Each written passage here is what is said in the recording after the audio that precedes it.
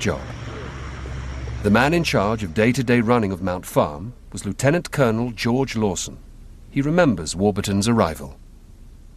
Roosevelt got me aside and he said Warby has 300 or 400 combat missions and several hundred combat hours.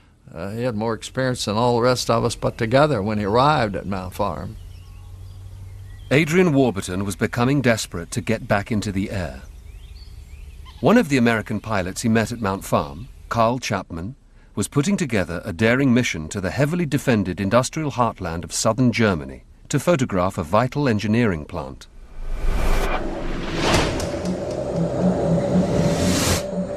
Chapman's plan was to take 2 aircraft. He would fly one. He wanted Warburton to pilot the other, even though it would be his first experience of reconnaissance over Germany. Warburton was used to reconnaissance flights in the Mediterranean and to being able to go back for a second or a third pass to get the photographs he wanted. The defences of industrial Germany, the Ruhr, Schweinfurt and Regensburg, were of an altogether different order of magnitude.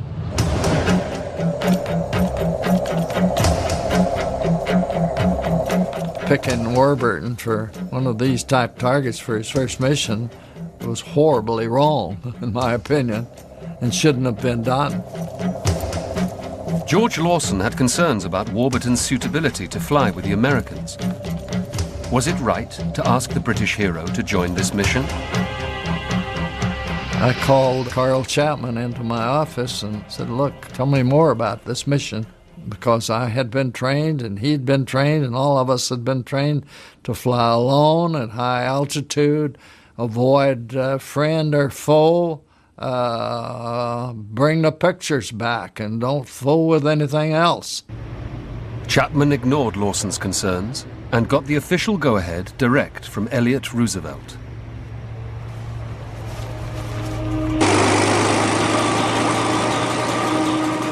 Early on the morning of April the 12th, 1944, Carl Chapman set off for Regensburg. Adrian Warburton headed for Schweinfurt.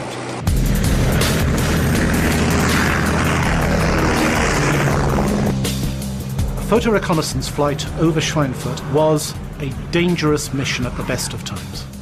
You flew high to try and evade the German fighters on the way in, and over the target, the flak was much more intense.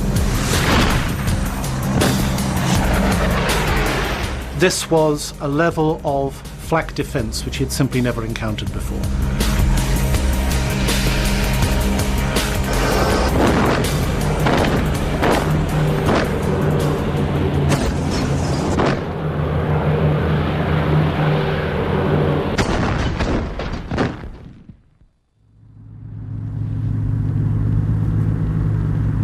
Eight hours after taking off, only one of the Lightnings returned.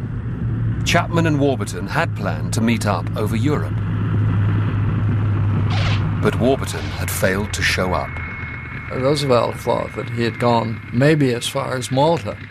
We just didn't think anything could happen to him. He was living a charmed life, had led his charmed life for years.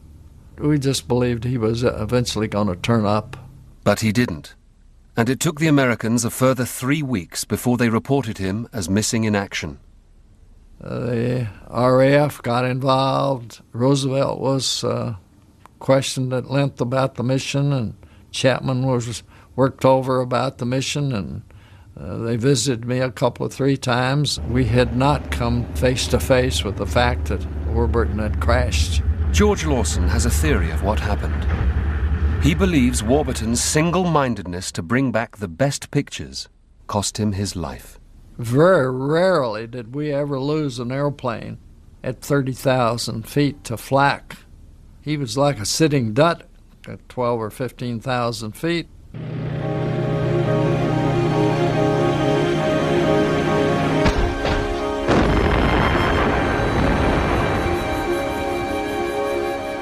But in 1944, nobody knew for sure what had happened to Warburton.